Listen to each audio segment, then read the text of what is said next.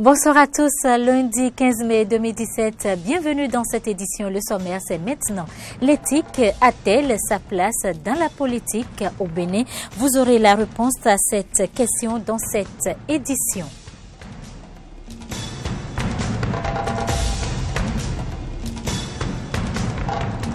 Situation tendue en Côte d'Ivoire 4 jours après la nouvelle mutinerie des soldats ivoiriens. Des tirs ont été signalés à Abidjan et Bouaké ce lundi. Les mutins réclament les reliquats des primes promises par le gouvernement après les mutineries de janvier qui ont ébranlé le pays. Les Français connaissent désormais leur nouveau Premier ministre. Édouard Philippe, présenté depuis comme le favori au poste, a été bel et bien confirmé. La passation de charge a eu lieu ce lundi après-midi à l'Élysée.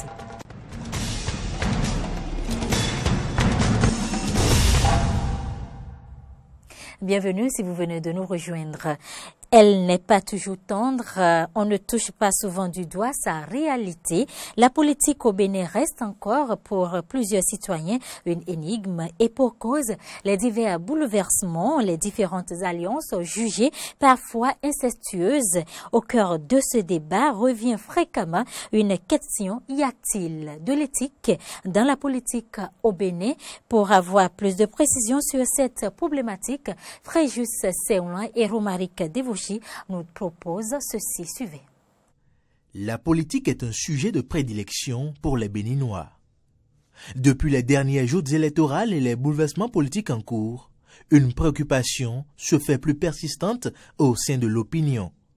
La politique se fait-elle sans l'éthique au Bénin? Martin Assogba, membre actif de la société civile et président de l'ONG Alcré, semble avoir, lui, une réponse. Si vous suivez la politique d'autres pays, même celle de la France, dont nous sommes tributaires, vous pensez que sous des cieux, il y a ce qu'on appelle l'éthique dans la politique? Il n'y a pas d'éthique dans la politique. Le politicien, il suit le vent selon ses intérêts. Les politiciens ne me cœurent pas. C'est leur job. Des gens qui étaient avec l'ancien président Yahi Boni, qui l'adulait, qui disait si Yahi Boni dit d'aller en avant, ils iront en avant. S'il dit d'aller en arrière, ils iront en arrière. Mais aujourd'hui, vous entendez leur langage? Parce que les choses ont changé. Toutefois, avec le sociologue Jacob Djossou, Martin Assogba relativise. Il y en a qui tentent d'imprimer un peu d'éthique dans leur comportement. Mais ils ne sont pas nombreux. Parce que lorsque vous avez aussi le bonheur du peuple à cœur et qu'il y a des alliances qui ne vous permettent pas d'aller de l'avant pour mieux servir, c'est bien de changer. Mais ces moments-là, ils observent chaque fois. Chaque fois. Et on se demande, mais est-ce qu'il y a une règle là qui dicte le comportement de nos autorités politiques? Et je crois que cela a déserté le forum. Une désertion qui impacte déjà négativement la jeunesse, selon Martin Assogba. Vous avez aujourd'hui des jeunes qui sont aussi dans la politique, politicienne, et qui font déjà exactement comme ces personnes-là. C'est-à-dire, dire des contes vérités pour eux, c'est zéro, c'est rien. Eux, ils s'en fichent. Cette absence de l'éthique dans la politique remonterait au non-dit de la Conférence nationale de 1990, selon le sociologue Jacob Djossou, qui pense qu'il est temps de remettre le sujet sur la table au regard de son importance dans la gestion des affaires publiques. Nous devons avoir le courage aujourd'hui de nous dire de quel type de leader nous avons besoin. Quelles sont les valeurs qui vont fonder leurs actions? Oui, parce qu'en parlant de l'éthique, ça touche aussi la morale. Mais si ces valeurs-là ne sont pas confessées dans les familles, on ne pourra pas l'avoir dans la société. Parce que toutes ces personnes sortent des familles. Et vous savez, dans le passé, on ne fait pas n'importe quoi.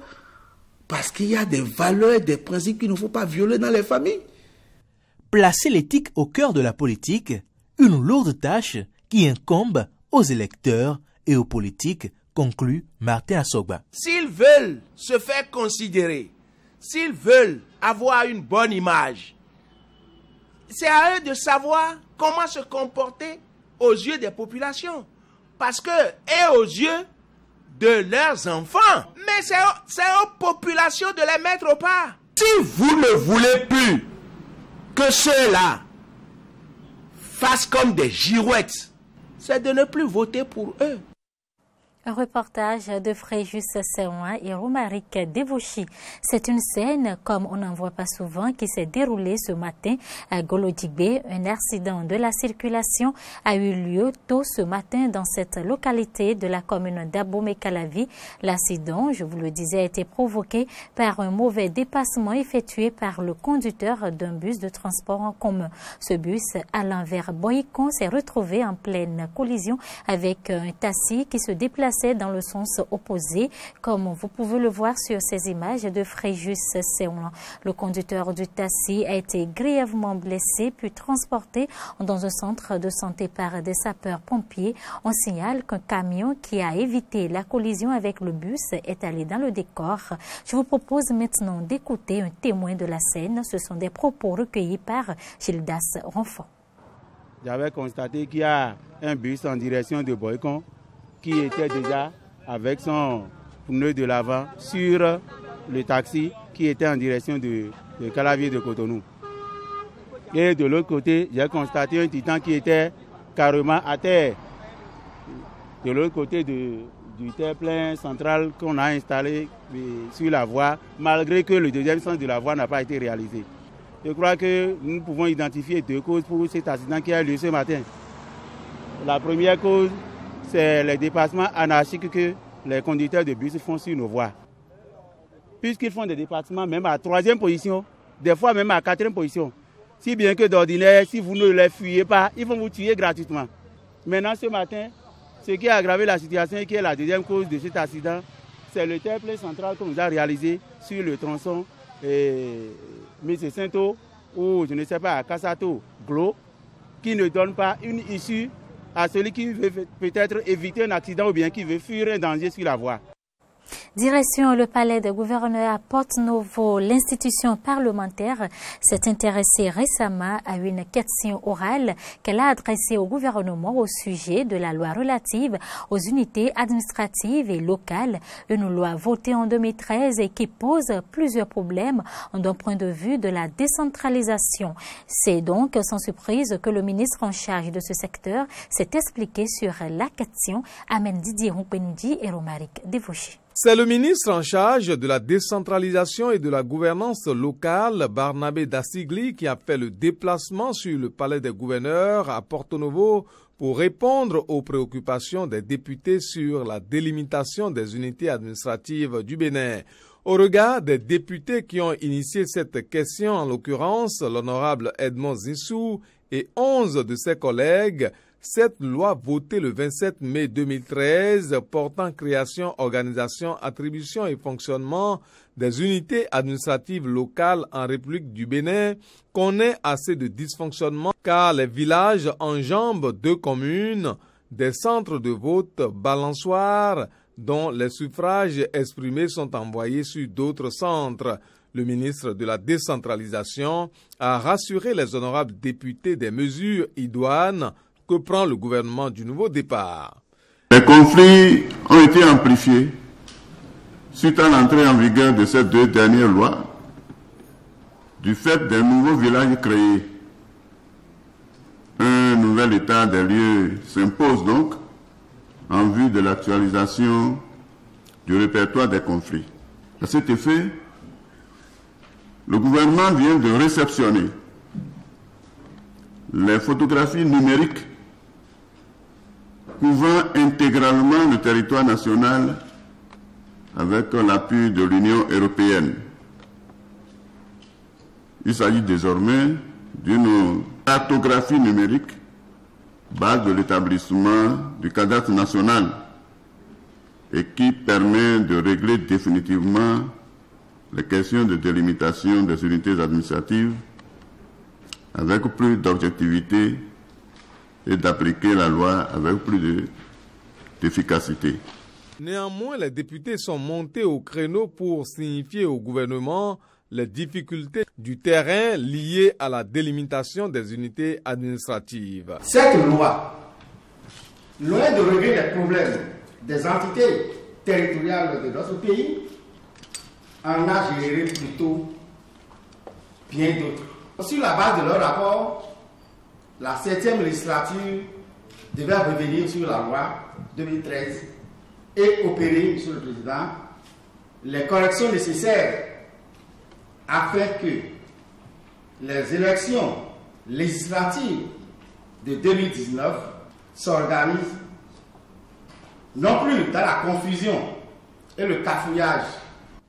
Effectivement, c'est une situation qui empêche des frères, des sœurs d'une même localité de vivre en paix. Parce qu'il y a des quartiers qui se chevauchent, il y a la même localité qui, après la subdivision, on ne sait plus exactement où ça se trouve, les pauses de vote, n'en parlons pas. Dans chacune de nos communes, que ce soit à Boumé-Calavi, que ce soit à Souava, que ce soit à Zé, c'est des problèmes qui existent avec acuité. À Souava, effectivement, les gens se sont charcutés. À Boumé-Calavi, plus précisément dans Godomé, une partie de l'arrondissement de Godomé s'est retrouvée dans Ouida, ainsi de suite. L'honorable Kusanda Djibade refute l'idée de la mise sur pied d'une commission et suggère que seul le gouvernement soit en mesure de trouver la solution. La seule entité capable de régler de manière définitive la question, c'est le gouvernement. C'est le gouvernement et je souhaite que le gouvernement prenne ses responsabilités et avant le prochain débat d'orientation budgétaire, que le gouvernement puisse venir ici avec des propositions concrètes. Actualité en dehors du Bénin, situation tendue en Côte d'Ivoire. Des tirs ont été entendus ce lundi matin dans certaines villes, dont Abidjan et Bouaké. Cela intervient quelques jours après le déclenchement par des soldats ivoiriens d'une nouvelle mutinerie. Ces mutins réclament le paiement de primes promises par l'État ivoirien en janvier dernier lors d'une ancienne mutinerie. C'est dans ce contexte que l'agence France Presse nous informe que le corridor de Bouaké est de nouveau ouvert. Il avait été bloqué par ces mutins. Des mutins qui n'ont de cesse d'expliquer les fondements de leurs actions. Suivez cet extrait pour connaître les motivations de cette crise. C'est pas un coup d'État, c'est nos papas. On a besoin de lui. Mais ce qui est de droit, il n'a qu'à nous remettre. Nous, on veut qu'ils remettent notre argent. On rentre en caserne. C'est nos papas. Il est président de la République. On veut lui aujourd'hui et demain, mais on veut nos primes pour que notre population travaille. Il a déjà fait un premier effort. Donc je pense qu'il doit vraiment se mettre dans les vins pour se calmer. On va discuter, on va s'entendre.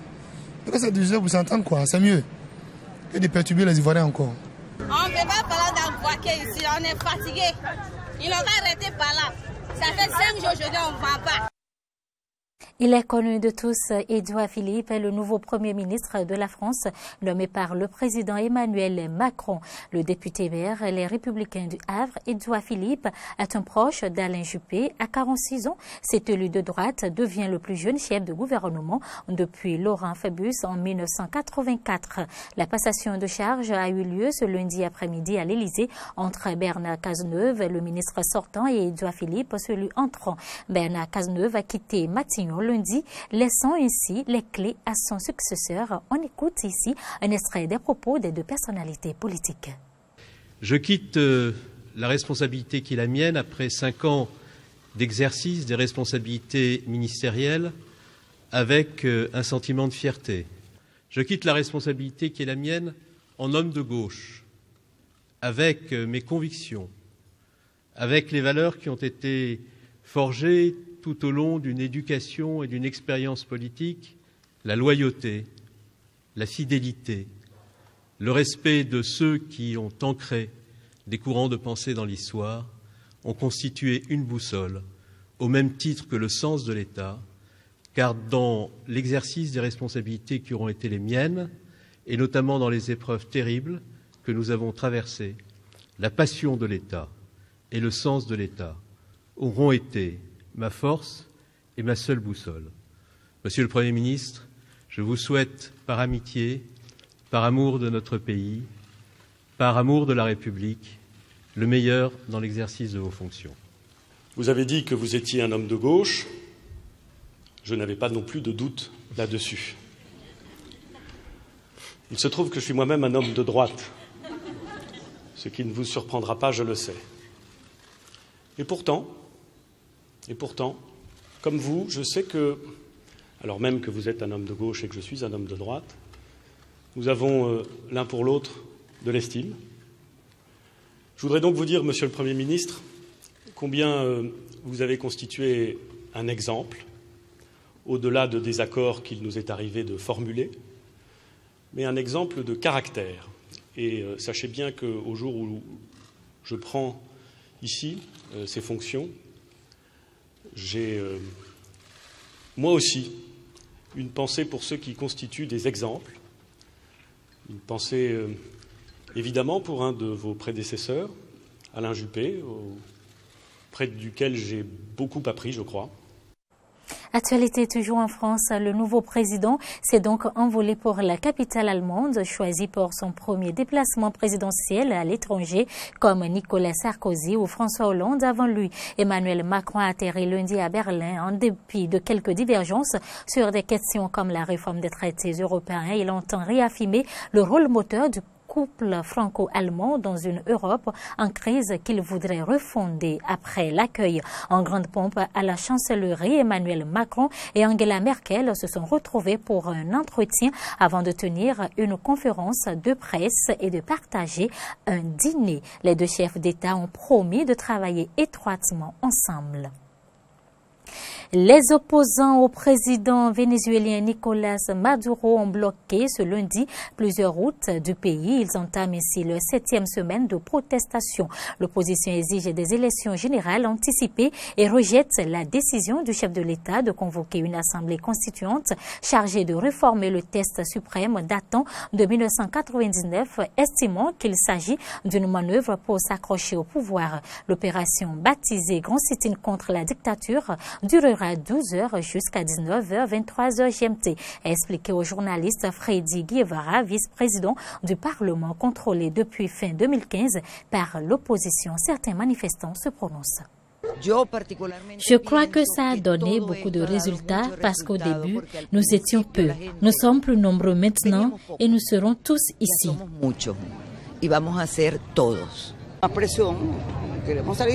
Plus de pression. Nous voulons nous sortir de cette situation et si nous devons passer notre vie entière sur cette autoroute, c'est ce que nous ferons. Nous voulons montrer la force, montrer que nous sommes organisés, que nous sommes beaucoup de Vénézuéliens, beaucoup de citoyens. Nous sommes tous des citoyens ici. Ça n'a pas d'importance si nous venons de partis politiques, d'ONG, de la société civile individuellement. Ici, nous venons d'associations professionnelles, de syndicats, de professeurs. Nous sommes tous Vénézuéliens. Chili, le pays est connu pour sa ville minière Antofagasta, une ville qui assure la richesse à ses habitants grâce à cette activité minière. Mais dans cette même région que le cancer du poumon est très développé, la faute à son port au transit de concentré de cuivre. Reportage. Jacqueline a vécu 5 ans dans cet immeuble d'Antofagasta, au nord du Chili. Ses fils jouaient souvent sur cette terrasse. Mais chaque fois qu'ils allaient y prendre l'air, ils s'exposaient à cette poussière noire. Un mélange toxique d'au moins 16 métaux lourds qui se retrouvent aujourd'hui dans l'organisme de ces enfants. Il y a une sentence de mort sur ma famille. Il n'y a aucun moyen de revenir en arrière avec l'accumulation de métaux lourds. Ils sont là et ils vont rester. Et ils se transmettront à nos enfants, à nos petits-enfants, arrière-petits-enfants, etc. En cause, le port industriel tout proche, où transite le concentré de cuivre qui fait la richesse de la région. Les particules de métal, transportées par le vent, se retrouvent sur toute la côte.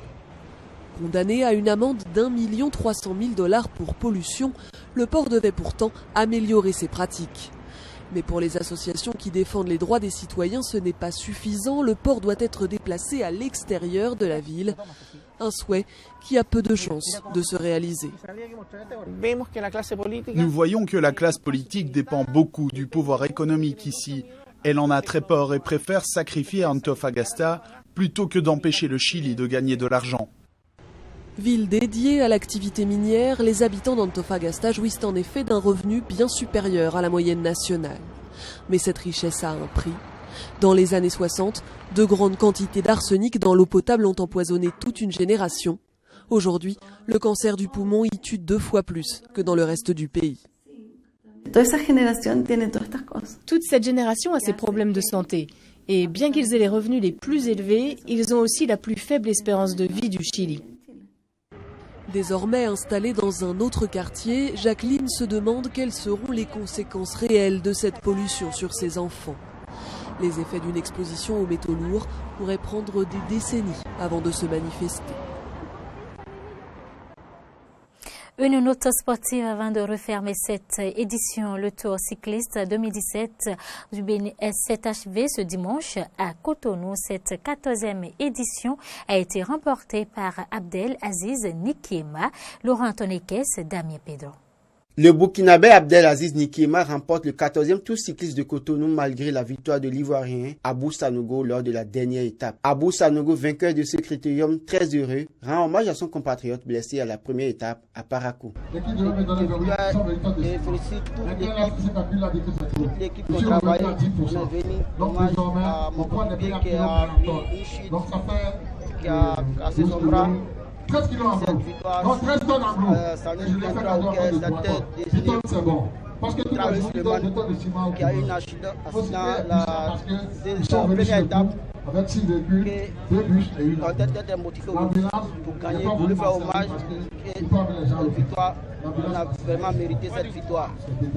La Côte est fière de nous parce qu'on ne peut pas venir d'un international du Bénin sans remporter une étape. Le critérium de Cotonou est une course de 20 tours sur une distance de 68 km parcourue en 1 heure 49 minutes 52 secondes par les coureurs. Avant cette étape, les coureurs étaient à l'épreuve sur les circuits Parakou Savet, Dassa Boycon Boycon-Wida et le critérium de Porte-Nouveau. Présent sur les lieux ce dimanche lors de l'épilogue de ce tour cycliste à Cotonou, le ministre des Sports Oswald Demeki se dit très satisfait de son déroulement. Je suis heureux pour la Côte d'Ivoire qui a remporté l'étape de ce jour et je suis heureux pour les Béninois qui ont très bien participé et qui ont quand même montré qu'avec un peu d'effort, un peu de soutien, avec du bon matériel, ils peuvent faire des résultats qui feront également la fierté du Bénin. Je veux dire merci à tout le public qui a pu voir que le cyclisme, c'est un sport qui va vers les gens, qui leur donne du bonheur, du plaisir. On est dimanche après-midi, c'est une belle ambiance ici à Cotonou, à Zongo, et je vous remercie tout le monde. Les Béninois se contentent des prix d'encouragement offerts aux meilleurs des leurs, tel Idrissou Bassiki, meilleur cycliste du Bénin sur cette 14e édition. Et c'est la fin de cette édition, mesdames et messieurs. Merci de l'avoir suivi. À demain.